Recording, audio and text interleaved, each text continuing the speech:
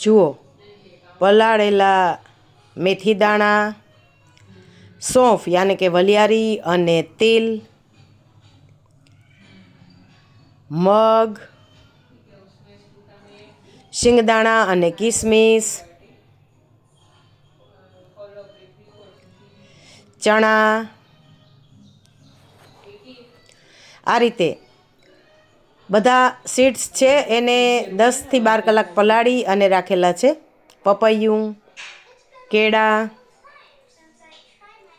લીલા વટાણા,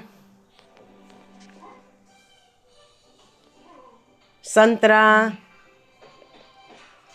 આ રીતે બધા જ ફ્રૂટ છે. એ ફ્રૂટ અને પલાળેલા સીડ્સનો ખૂબ જ હેલ્ધી નાસ્તો આજે અમારા યોગ ગ્રુપની અંદર એમાં થાક લાગે જ નહીં કર્યો. આજે અમે બધા શિવ પાર્ક ગાર્ડનમાં આવ્યા છીએ. ગુરુદેવ પરમ પૂજ્ય પરમાલયજીએ જે અદ્રશ્ય નાસ્તાની વાત કરી હતી એ મારો સંકલ્પ હતો કે મારે પણ મારા યોગ ક્લાસની અંદર બધા જ બહેનો છે એને આ અદ્રશ્ય અને જીવંત નાસ્તાનું મહત્ત્વ સમજાવવું.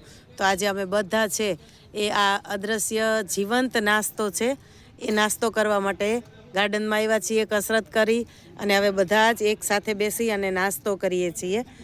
અમે બધા દૈવી બહેનો છીએ અને એટલે ખાલી એકવાર કહું ને કે હાલો બેનો આ જગ્યાએ જવાનું છે એટલે બધા ગમે એટલા કામ હોય તો પડતા મૂકીને તરત જ આવી જાય.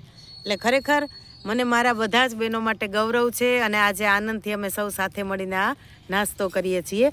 અને આજે એવો સંકલ્પ કરીએ છીએ કે આવતા વર્ષની શિબિર થશે ગુરુદેવની, એમાં અમે વધુમાં વધુ બહેનો છે એ જાશું.